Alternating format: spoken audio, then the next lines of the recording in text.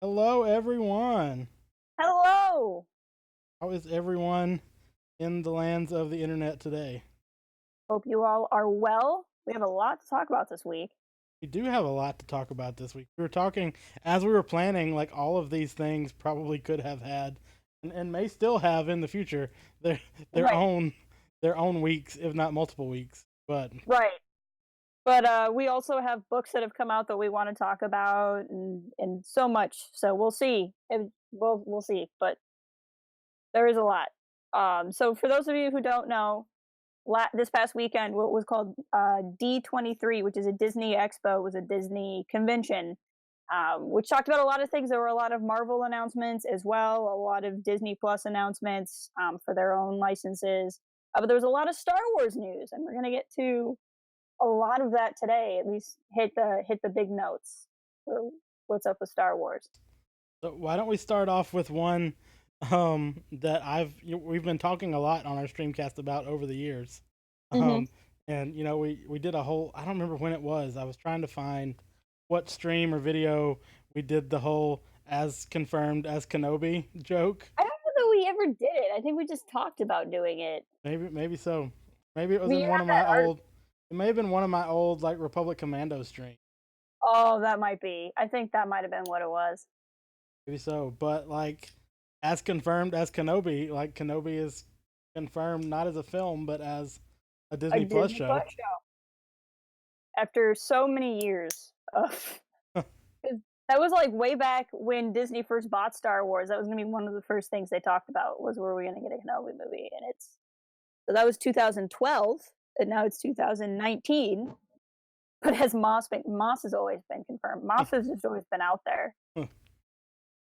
The funny thing to Um, me about this is that the revelation that Kenobi was confirmed, like I want to know, like was that confusing to the people who have been insisting for like a year or more now that it was right. already confirmed? Yeah, Because when they like, oh, I thought there. I mean, there was a report like a year ago or 2 years ago that it had already started filming, and like everyone believed it that it was filming yeah. in secret. I'm just And like, it, okay. like if I remember correctly, all that started with like a picture of Ewan at the gym doing some like, Right.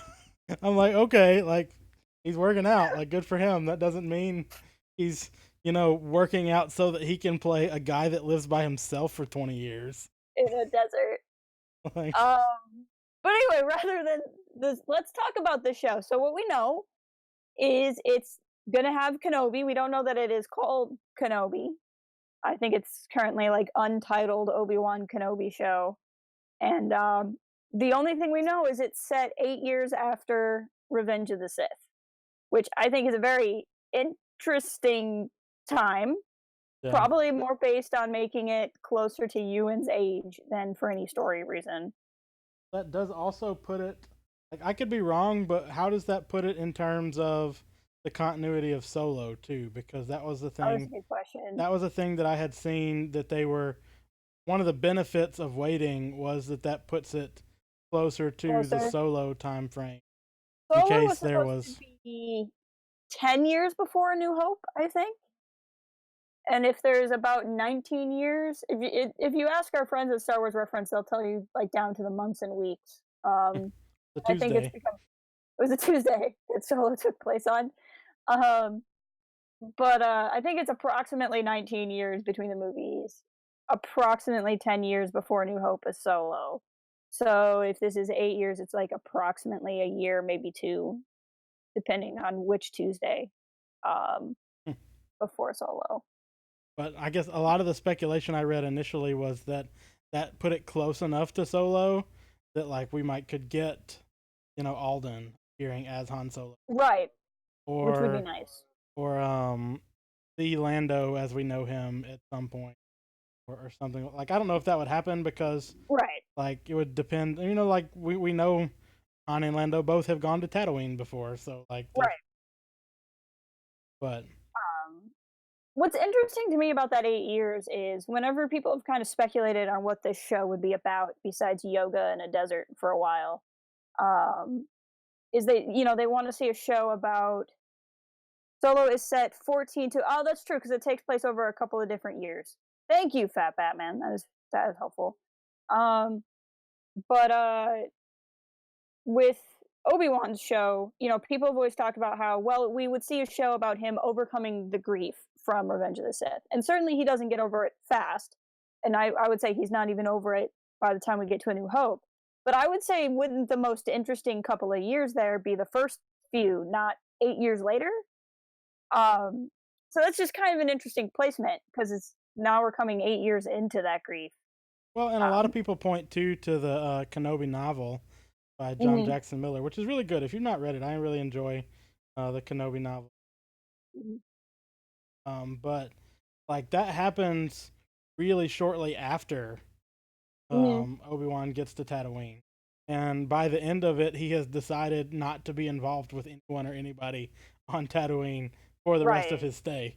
So, like, even if it were to be something like that story, that story doesn't fit so much into the 8 years later time frame. Yeah. My one hope, and there's I don't know that this is a thing, but 8 years later, what that does do is make an 8-year-old Luke Skywalker. Right? And certainly they don't interact a lot, but if you've read, I think it's in the main Star Wars line right now, they'll occasionally go back to the Journal of Obi-Wan Kenobi, and you'll see times where he's interacted with a young Luke or has at least been around a young Luke. Um, and it would be interesting to see that. And as much as it can be a show called Kenobi and center around Kenobi, we could certainly get. I mean, maybe this is a bad reference to make. Maybe this is a good reference to make. I suppose it's dependent on your opinion of the show. But if you look at like Gotham, it's about Commissioner Gordon, but Bruce Wayne has a lot of storylines in it that aren't necessarily always super connective to Commissioner Gordon. Now, I've only seen the first 2 seasons of the show, so but like when I watched that show, that's what it was like. So you could do something like that, see more of young Luke's life, maybe even get some connections to young Leia's life. I mean, Um, it makes me think of it was in FactPod from a certain point of view where we got, I guess it was in the Time of Death story where it like flashes back to some of those earlier moments. a time of death, Terry. Oh, was that? I didn't even know. I didn't even know. This is a legitimate. Uh, I didn't even know, but there's our Kevin Scott reference. I literally did not remember that. Oh, but I've to a person almost. I know Claudia Gray wrote Master and Apprentice, and that's the only connections I have to who wrote those stories. Oh wow, that That was was perfect. That was perfect. that was pure and unadulterated right there. Kevin Um, Scott. but it was that story that where we see like the older interactions and Yep. like Ben leaving the toy ship for Luke and stuff like Yes. that. Hmm. Like I would love even if it's just a cameo is not really the right word, I guess, because cameo is like an actor, but Right. like if it was like just glimpses of seeing, a young Luke or something Hmm. along those lines. Of course I would like it, and for the same reason, I would love um, a Liam Neeson cameo with some voiceover, even just talking Right. to Obi Wan as part of that training. I would get a lot out of that. Um, I also wonder, and obviously none of this stuff has been announced, but this would be a really great thing if it were me to try to Hmm. incorporate some of these book writers into the creative staff for some of that. Right. And obviously writing a novel or even an audio drama script is different than writing a television show. But But at least a story consultant. You uh, can definitely have.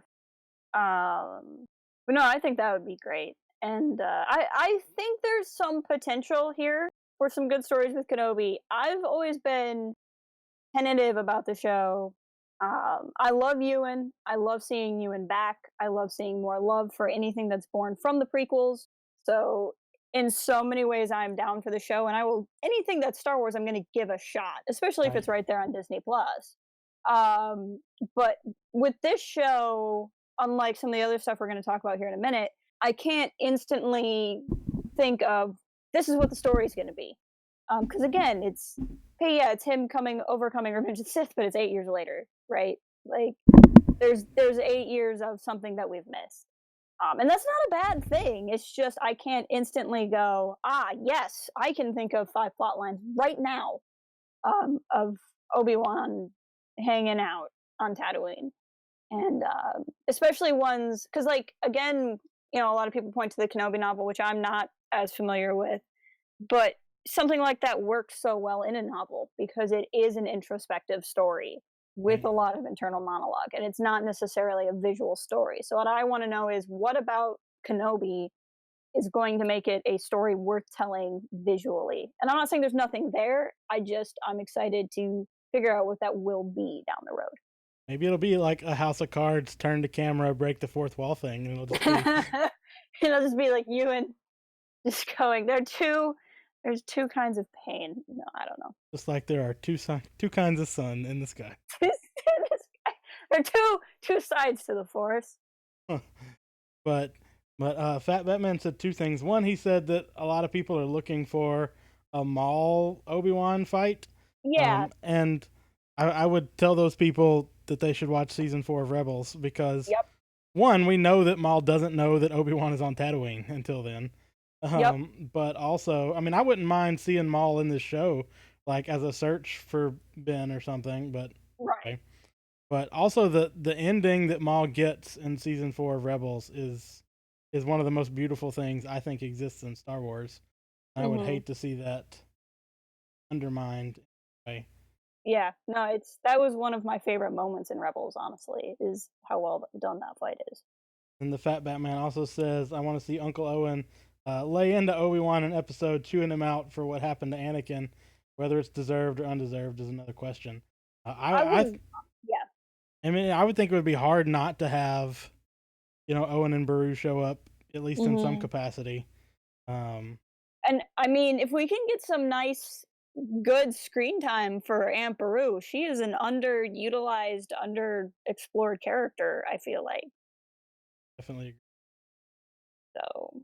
not One just of the blue milk. few good it's like her and Shmi as like good mother figures in the show in Star Wars. And I don't say that it's the mother figures we have. It's just like mother figures don't tend to survive very long.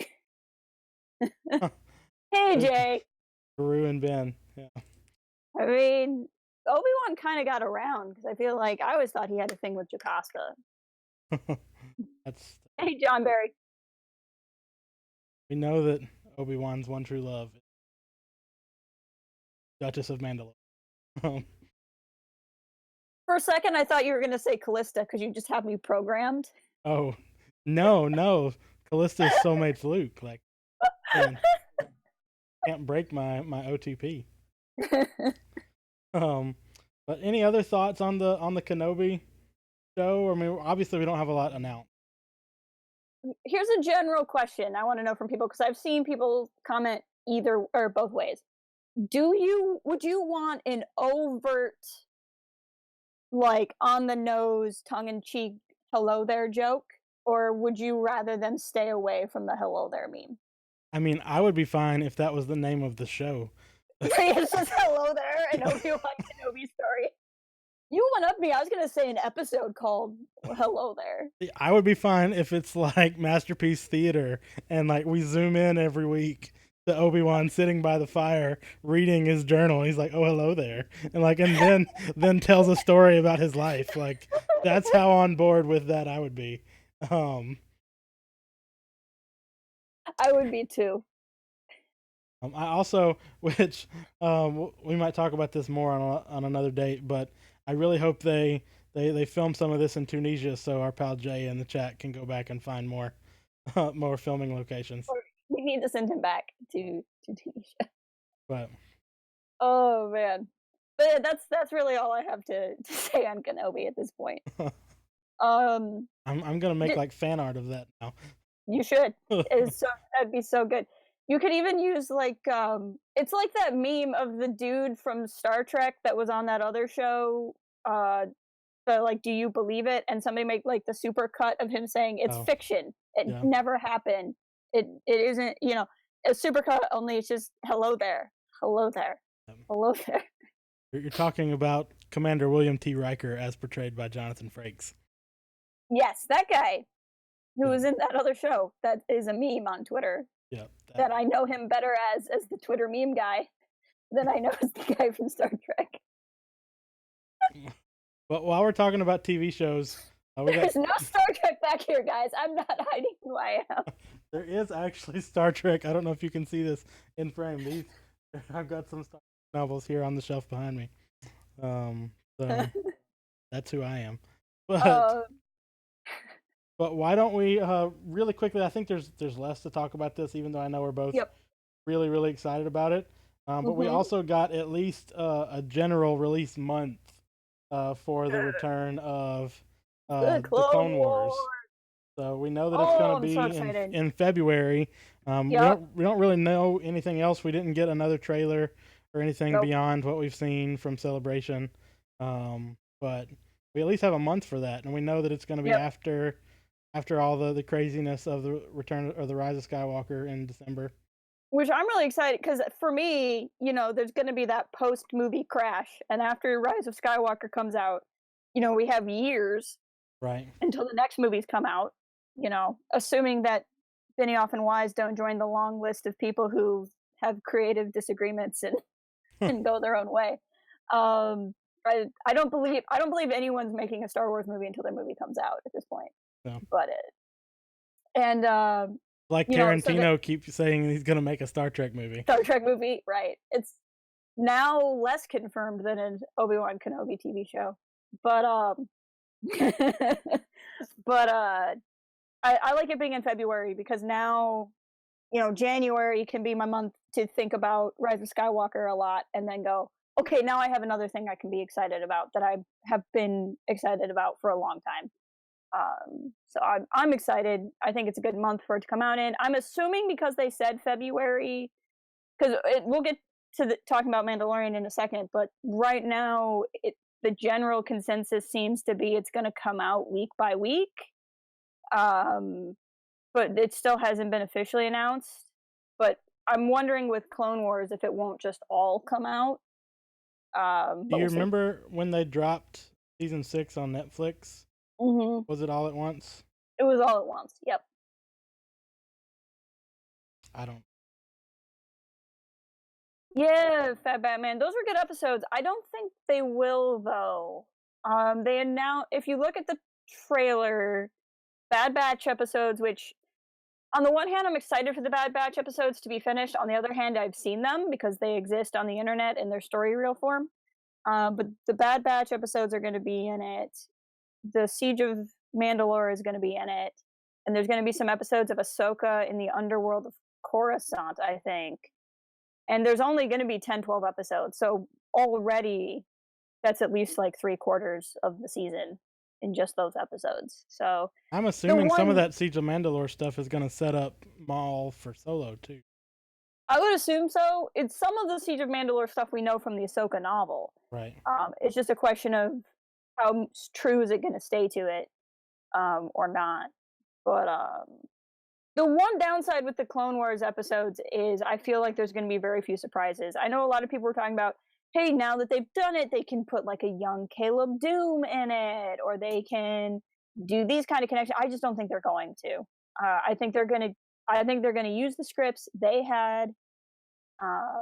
And while I certainly would have zero problem with them like animating a young Caleb Doom model into the background of a shot at the Jedi Temple or something, I am a huge Clone Wars fan. And I love Rebels, and I have nothing but respect for Rebels. But like Clone Wars fans who watched the Clone Wars when it was airing on TV were robbed of a show getting an ending, and this is our ending. And for us, I want us to get closure on the Clone Wars and not invent an entirely new episode that never existed before. We can get more Caleb Doom episodes from other shows and other sources. It doesn't have to be in the Clone Wars, if that makes sense. I mean, and I think Dave Filoni is sensitive to that. I think he had a vision from before of how he wanted the show to end. Yeah. I think that I trust Dave anyway. So like even if there was a whole Caleb Doom episode, I would trust Dave Filoni to make it. but I think he had a Mhm. vision, and they're kind of going with that. And Fat Batman, I don't think so. I could be wrong, but I think it's going to end with the Siege of Mandalore episodes. And this actually no, the Siege of Mandalore is supposed to happen at the same time as Order 66, if you go by the Ahsoka novel. So I think it will end coinciding with Revenge of the Sith. But I think we'll see if I understand it correctly, and I could be wrong. So no one start a BuzzFeed article on the stream. All you people who write for BuzzFeed, who are our biggest fans, um, I wish. And hey, welcome is official Bendu, my guest co-host from last week. But I think that we'll see Revenge of the Sith, but from not Anakin and Obi-Wan's perspectives. We'll see it from Ahsoka and Rex's perspective. Any other thoughts about the Clone Wars? Again, we just mostly got the I mean, date. a lot, but none that need to be said today. Sure, of course. If you want, you can pressure Jess in the comments to finish a series of episode reviews that she started. Like you wouldn't have to pressure me very hard. 4 years ago. But in other more than 4 years ago, because I don't think Force Awakens was out yet. Oh, it might not have been. Yeah. But in other really short television news, we also got, which I feel like this was assumed, but we know now that K2SO is going to be in the Cassian show, and that show still doesn't have at least an official name. Right. I don't know if we got any kind of release date for that either. I think it's just the normal. I don't know if they said 2021 or 2022, but it's like sometime in the future. I know they said they were filming in London. I know Diego Luna asked if he could reveal the title, and he was told no. Whether that's because it's not official and he got excited, or because it's really cool and he got excited, we don't know. Are you familiar with Diego Luna's desire to touch Jabba? Have you been made aware of this? I haven't. There's an interview he did a ways back where somebody was asking him like what character you would want to meet or something. He's like, I've always wanted to touch Jabba. Like I've just wanted to like reach up and touch Jabba. So there's a big internet campaign to just like let Diego touch Jabba in this show. I did see where Alan Tudyk said that the title was K2 Fast, K2 Furious. A Cassian Andor story. But I also like the title. Fat Batman says call it Rogue Zero. Rogue Zero? I think that's good too. Rogue -1. We need Shaggy to show up in the new Clone Wars season. I mean, it could happen. In January, could do that as well. We'll need content eventually. But yeah, that's really all we have, I think, other than it's still happening. So on to, now that we're right at the halfway mark, we get to the big stuff. We got a lot of content and a trailer, which you had seen most of already, for the Mandalorian show, which comes out along with the premiere of Disney Plus in November. So yeah, and it was interesting watching the trailer because there was so much of it where I'm like, I think I've seen this, but there was other stuff too where it's like there was a scene, like I've seen a scene of the Mandalorian. And so there was some of it, like, did I see this in the trailer or was this in the scene I saw and I can't remember? Or like, I remember thinking, like, if you watch my reaction video, I say that I don't remember if I saw the wrist shooter, but I remember seeing the guy sliced by the door. So I must have seen the wrist shooter because I saw the guy sliced by a door, but I was probably distracted by the door, where this time I was not distracted by the door because I had seen that part. I, of course, had not seen any of it because I was not there. And you hadn't seen video of it at all. Not at all. No one showed you video that was half of her knee, and then the video that she smuggled out of there. That did not happen. Nope, it certainly did not. So I was very surprised to see the trailer. And I like it a lot. Like a lot of those beats I kind of already knew about, just from stuff I'd read about Celebration, and like we kind of know the It did look like chocolate. This time by Chocolate Bar Like Landscape. Yeah. It did look like chocolate. I'm sorry. But no, I really liked it. I like that, we see what I'm assuming is Tatooine, but we also get several different locations, Right. and so it's not just all in one place. I Mhm. like that we can kind of trace what's going on. I like how excited Jon Favreau is about it because I trust Jon Favreau almost the same way that I do other Star Wars Dave. creators. Yep. And we know that Dave Filoni's involved in the. He's directing the first episode, his first foray into live action. Yep. And I don't know. I'm really excited about it. I'm glad that we're getting glimpses, and I'm glad that we don't really have like this is the plot synopsis because Right. like that's I'm so used to some properties like telling us everything in advance. Like I remember I was telling you this the other day about like Batman v Superman, like the trailer for that Was the gave movie. gave you beat by beat everything that was going to happen in the film.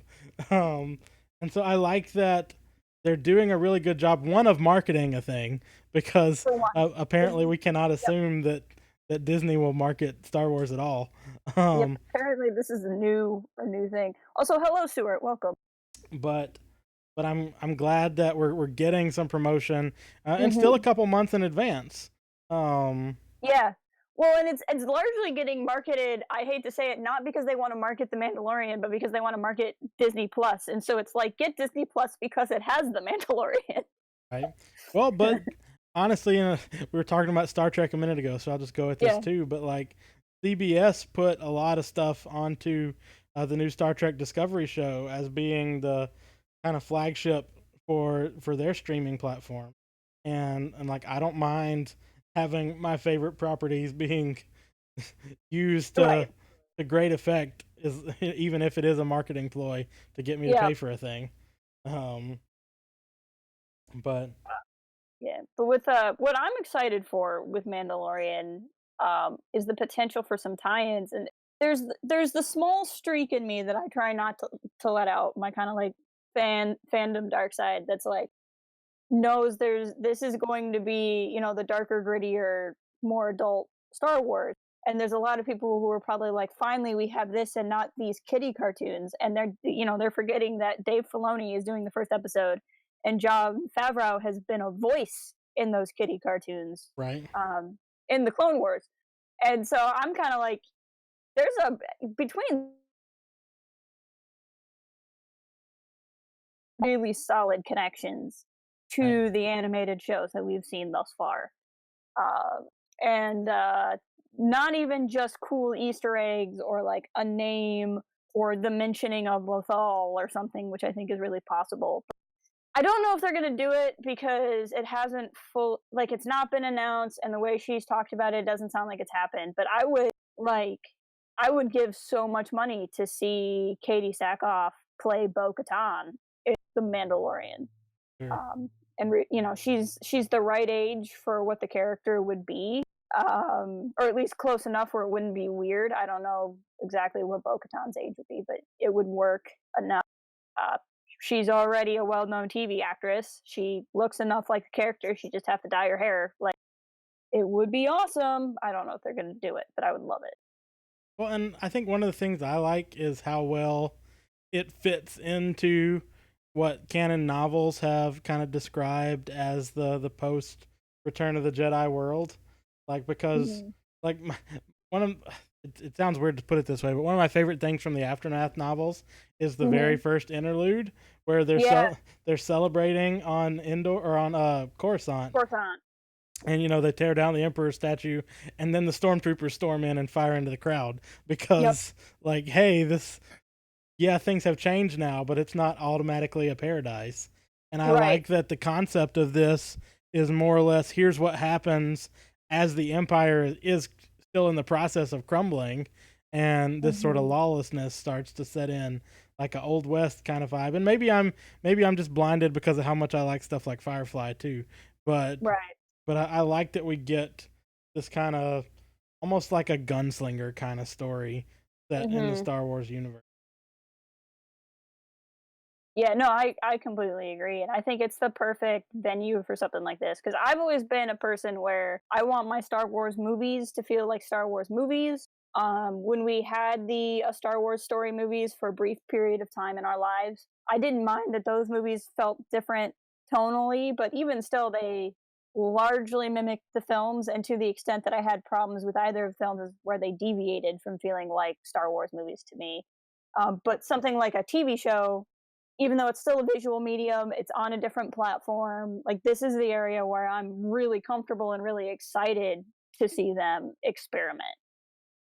And really excited to see something be a different tone. And Star Wars has always kind of been space fantasy, space western anyway. You're just leaning more into the western part than the fantasy part. But again, with Filoni at least somewhat involved, I don't think we're going to be without anything weird and supernatural. Even though there's some amazing directors coming in on this too. You got Taika Waititi and Bryce Dallas Howard and some really interesting people coming into Star Wars that you wouldn't necessarily expect. And JPD, our friend, asked, wondering if they're giving Filoni like a practice attempt before giving him a live action film or series. I could totally see that happening, Yeah. but I also like that this type of TV show can be a kind of proving ground in a way to let a bunch of different directors come in and kind of have a go at it as a way of feeling them out, but also letting them participate. And I like the possibility that one thing done really well can lead to other things done really well. Yeah, instead of kind of guessing at movie directors, now we can test them and see how well they play with the media before coming in. And again, I know I sound salty there. I largely like the material we've gotten, but it's just kind of funny the, the changes we've had up till now. But we also, I mean, like, to go back to the trailer for it, like, I knew that IG-88 was in there, but I loved seeing. Well, it's IG-11. Is it? My and that's Taika has a character, like that's supposed to be Taika's character. That's right. I did know that, but either way, I like seeing the IG droid. Yeah. In there, I just really love. There's so many connections, and like even the fact that it has so many connections to the holiday special, like I don't know. Well, and I like on top of that too, though. Like I feel like, and I know we don't like talking about discourse, but I feel like people are so like set on talking about Star Wars in a way that argues about the films. I liked having something else to be excited about to kind of sidestep that conversation. I've been like weirdly more excited about Galaxy's Edge than anything, and I haven't even gone. And I'm like, the soonest I would possibly go is if I go to Celebration next year. Which, and even then, I wasn't even planning on us to talk about the D23 stuff that came out about the new Resistance rides and things. Oh my god! But no, if you weren't clued into some of that stuff that came out of this too, you should look that up, because as I was already thrilled at the opportunity to go to Galaxy's Edge one day, and I'm even more so now. So, like I understand hating, making Star Wars too much of a money bank, or like feeling like they're milking it too much, but I don't know how you can read some of this stuff about what goes on in Galaxy's Edge and like seriously tell me you have no interest in it whatsoever. I mean, I just want a price for like a permanent residence there, like where I can just be an in-universe character that lives on Batuu. Like, how do I live there? I want to go to there. I'll trade in. I've been listening all week to the released playlist of Aga's Cantina music. Oh yeah, like that was so fun. You sent that to me the other day. I was listening to it, but yeah, I mean, I would trade in my PhD for that. My wife might feel differently, but oh man. But anyway, Mandalorian. The thing that's actually in the thumbnail. But no, I'm excited. It's hard to talk about it because I feel like we don't know as much about it. But the characters all look phenomenal. The setting looks great, and seeing this kind of there is a conflict with the Empire. I mean, that opening shot with the Imperial heads on stakes, or helmets on stakes is great. I mean, and we see stormtroopers too. Yeah. In the show, that was my favorite part of the Mandalorian panel, and I think it was still in the part that was public. The footage wasn't, but I think the story was. was they didn't have enough stormtroopers one day, and so they like low key had Lucasfilm call the 501st and say like, "Hey, we need this many of this armor type here at this time, and we can't tell you why." And they showed up, and they're like, "Hey, you're going to be in the Mandalorian." And so these members of the 501st just got surprised with being in the show, and then they all got certificates saying their armor is now on-screen armor and is like certified as like official used armor. It was a really cool story that like that's the level of quality first of all that the 501st creates, and then that Lucasfilm has such a good relationship with them was a really cool story. That is really cool. I didn't know that. I'll ask Mhm. you questions about whether or not they were unionized for that process later on. They conveniently left that out of the story. um, you know, George Lucas has had run-ins with With the union. the guilds before. Yes, he Um, has. but no, like that was one of the things too in the footage that I didn't see from Celebration is that George Lucas has been involved in this too. Like, and I think He's that's been there. like Mhm. I love that there is an attention to that type of thing too, and it really Yeah, and makes there's me still that excited good for him. relationship to bring him back and Okay? But still listen to. one other thought I had about the Mandalorian, just to kind of go on record as saying this on a stream, is Mhm. we've been talking a lot about kind of what our strategies were going to be in covering this if it Yep. came out all at once versus week by week. Yep. And I've kind of convinced myself that it will be week by week, even though we don't Yep. know that yet. That's not been confirmed. Just because I imagine what's going to happen is that they're going to offer a bunch of like 2 or 3 week trials of Disney Plus, Right. and they're only going to want to offer so many episodes of that people can get without paying for it. So Right.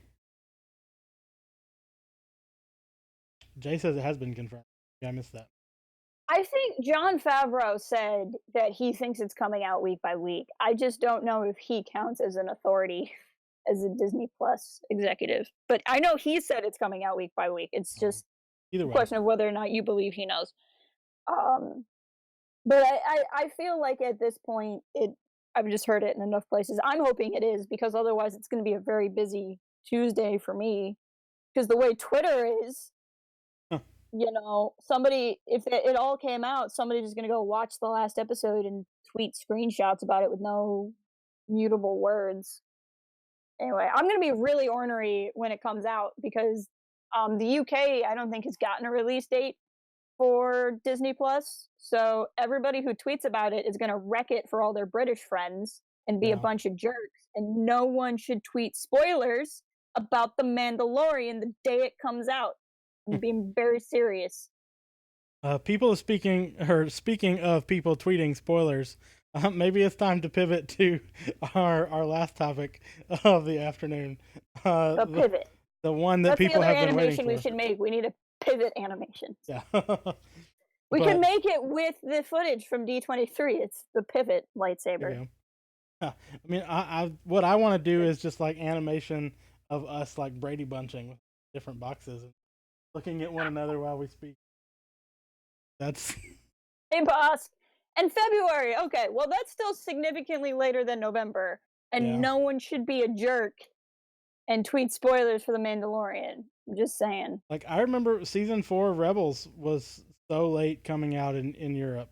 Like, and I felt Hmm. so bad knowing everything that I knew and trying not to talk about it with people that I knew hadn't seen it. Yep.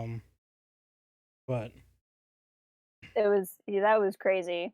What I try to tell everybody is remember that Britain gets, or the UK in general gets the Rise of Skywalker a day before us. So if you're an American and you're spoiling the Mandalorian on Twitter, karma's coming for you. Just um, keep that in mind. but the last topic is that the Rise of Yes, Skywalker. So the Rise of we Skywalker. also got a sizzle reel for the Rise of Skywalker, and a lot of people have a lot of thoughts about that, and we are among them. We are Um, among them. so what? I have many. So I'll go first, maybe. Okay. To say that I really liked it. I liked a lot about the sizzle reel. I Hmm. loved the way that it started, honestly, with Hmm. the footage from the other saga films that kind of walked us through a lot of different moments leading up to the new stuff. I love the music that overlaid it. Mhm. I really loved. I think my favorite part of the new footage was seeing the battle on the like wreckage of whatever in the water. Yeah. I think It triggered my tidal wave fear, but I'll oh manage. yeah, but one of my I'll get favorite through things it about somehow. that was it felt like such a counterpoint to Anakin and The Obi most Wan fighting on Mustafar. Yup. Um, that like it just like the fire and water kind of thing, like really just Mhm. kind of worked for me. Um, I, I have a lot of thoughts on what I think the Dark Ray thing was at the end. Um, I I initially reacted the strongest to the new lightsaber design that we see, Mhm. the red lightsaber, Yeah. until Twitter actually rescued me from that and showed me that there were other places in canon where it was from. Yep. Um, but yeah, so I'm interested in some of your thoughts, or if chat has thoughts about this. This was kind of the thing that dominated everything else once it came out. So Watching it through now, I've had a lot of thoughts. When I watched it the first time, I heard, because again, people on Twitter are freaking annoying sometimes. And like I had heard, I'd seen memes, I'd seen text, and I was barely online saying about the Ray thing at the end of the footage. And I got to yeah, the point where I had to just delete Twitter because you couldn't even use it.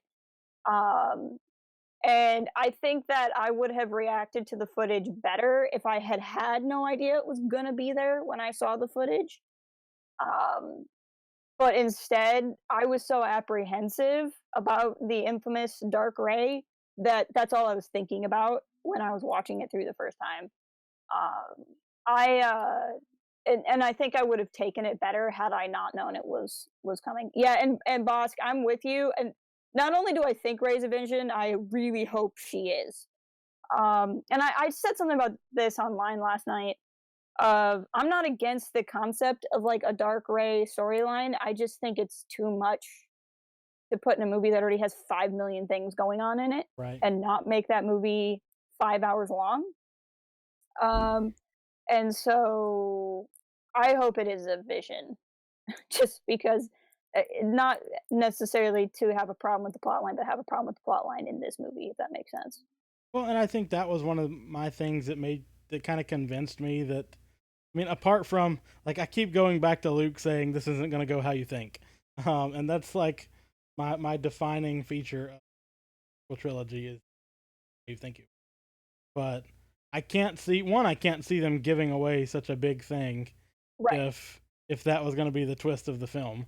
right, Um, but also like there's like you said there's already so many things going on that unless this is going to be a 4 hour movie, then there's only so much they can do. yep, And I can see them wanting to give us another force cave kind of vision. And yep, one of the things I've said too is it doesn't even have to be a vision that Rey is having. Like it right. could be a vision that Kylo is having.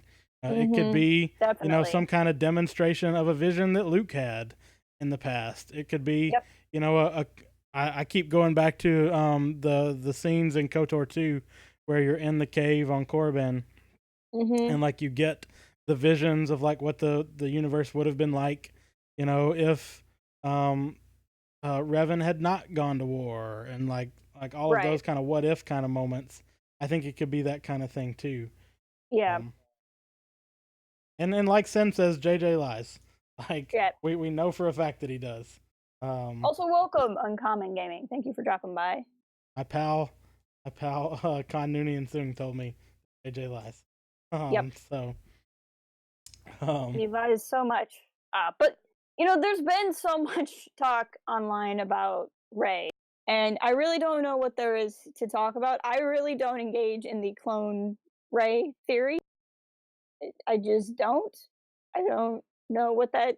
I think it's one of those fun theories, like is Snoke Jar Jar, but that's literally the level of credibility I give those ideas. I mean, Um, we did sort of promote it on an April Fool's podcast one we time, did. a long I time ago. Or she was a clone of Leia, actually. Yeah, But there's so much else in the trailer to me. Like I think the parts that made me the happiest were seeing Ray, Finn, Poe, Chewie together. And seeing Jana with Finn on whatever ship that was, didn't it doesn't look like the Falcon to me because it looks like there's somebody sitting to the side of them, but it could be. Um, I I really hope that part with the Star Destroyers is the Nebula. Oh, I think it has to be almost. I think that's what makes the most.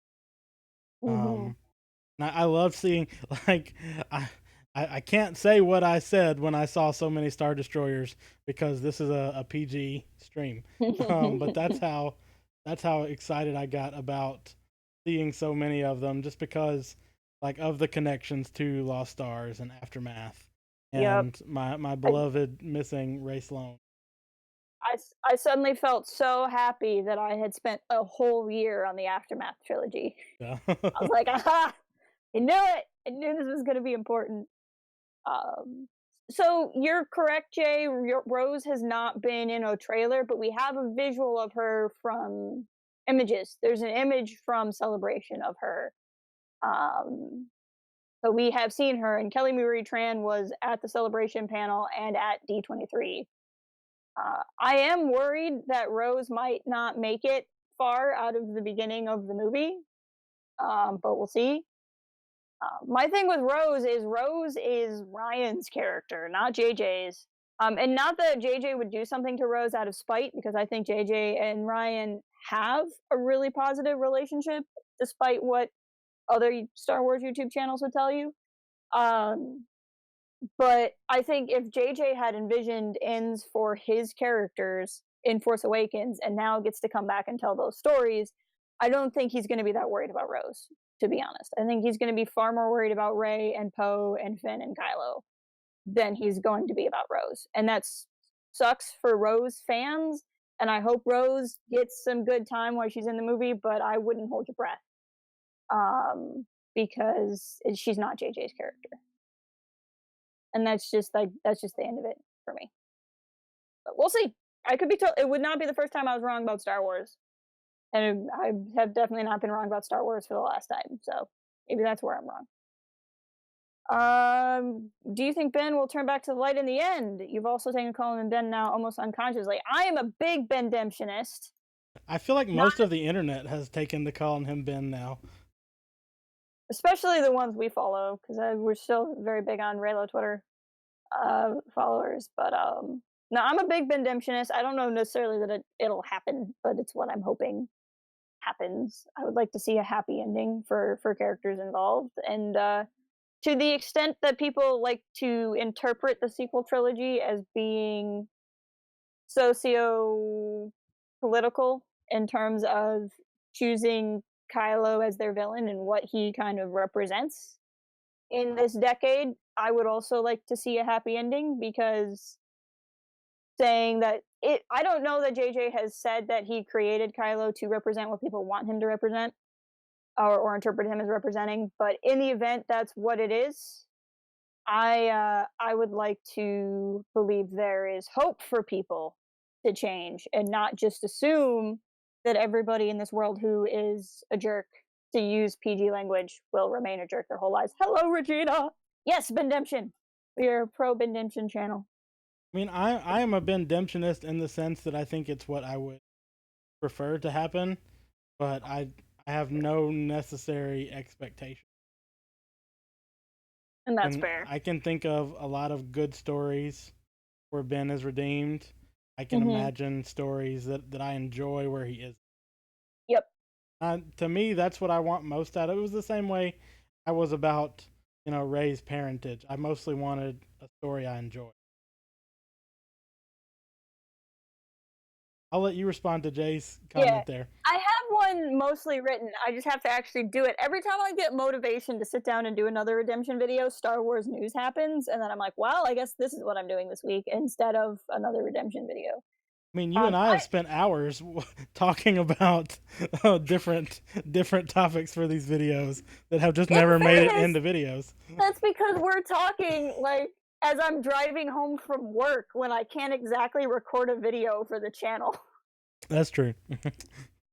It's a little bit different. No, summer was really bad for me time. I apologize. I dropped the ball on a couple of different projects that I wanted to start, but summer just did not work out for being time for me to get stuff done. But now that we're in the fall, I think I will have time to get back to things I promised I was going to do.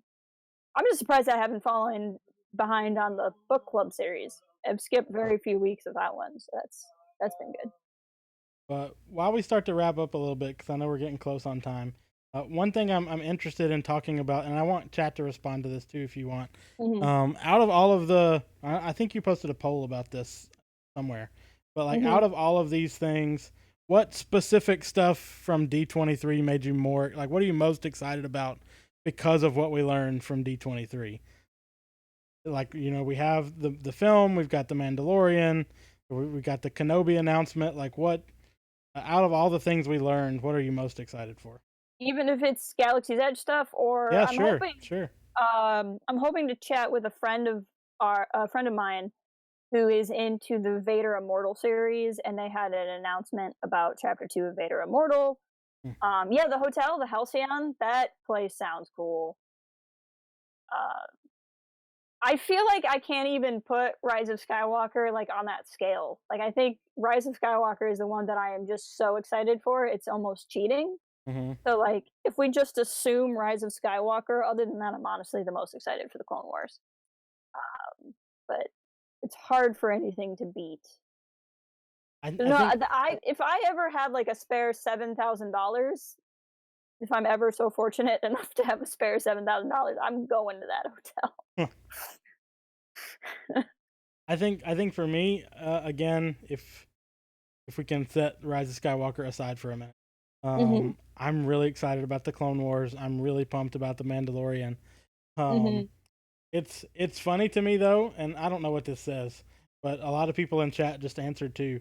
But I feel like everyone that I've asked this question to, the one thing they don't mention is the Kenobi show.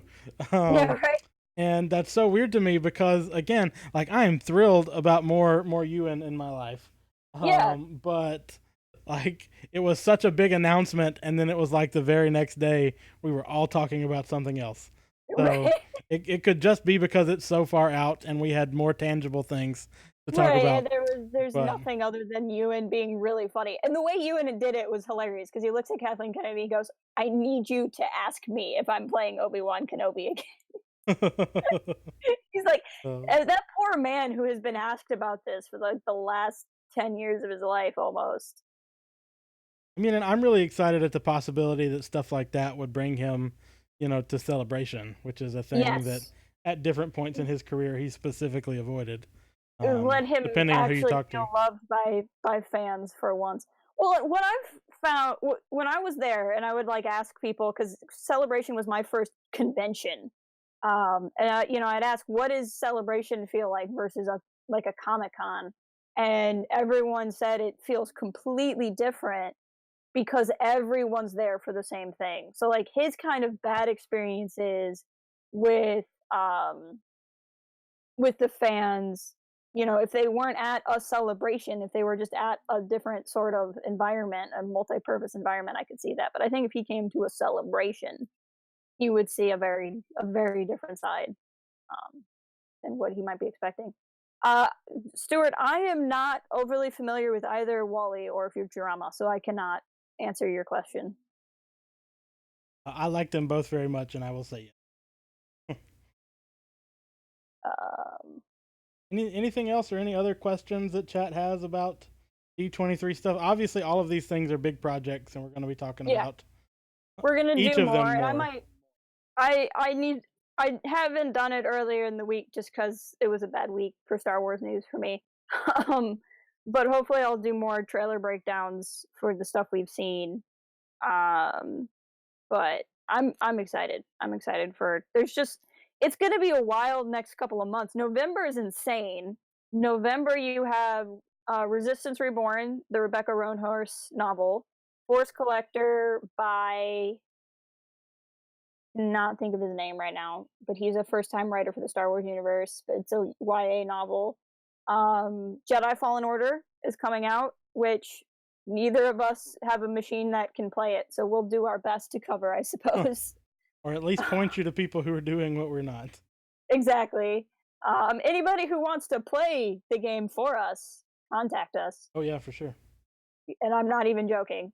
We'll work something out. And Mandalorian comes out in November. General meetup um, to Rise of Skywalker. December, the Kylo Ren comic starts. All of October, we'll have had Return to Vader's Castle. And October has the Finn and Poe Choose Your Destiny and Justina Ireland's book, Spark of Resistance, I think, the Rey novel. So there's so much. Meaning at some point we've got to watch the holiday special again too. At some point we gotta watch the holiday special. So there's when we Well, can't tell us how you want us to cover that again this year. we can't skip out on our most important content. That is our single most important thing we do every year is do something with the holiday special. I think that's going to do it for us today, though. If you're not already, follow us on all of the social things. You can find them in all of the places where there are social medias. We are there in some form or fashion. If you haven't already, like or just dislike this stream, like I know we say this every time, but any type of engagement with the stream helps us out Every time. So go ahead and smash that button, as they say. Let us know just how much you hate us. That's how most people make money on the internet. Yep. But we appreciate you hanging out with us. We've had a really fun chat today. Yes, and we will talk about more of these things. If you're watching it after the fact, leave us a comment and let us know you are too. Next week, we're moving to Tuesdays, not Wednesdays. Yes. Same bat time, same bat channel, different bat day. Yeah. And if you subscribe to us and hit the notification bell, you'll at least get notified when we go live. Or hang out in the Discord, and I try to post updates there when I remember. My teaching schedule is changing, which is why we're making some of it. Yep. Anyway, thanks guys for hanging out, and we will talk to you next week. Bye. Bye.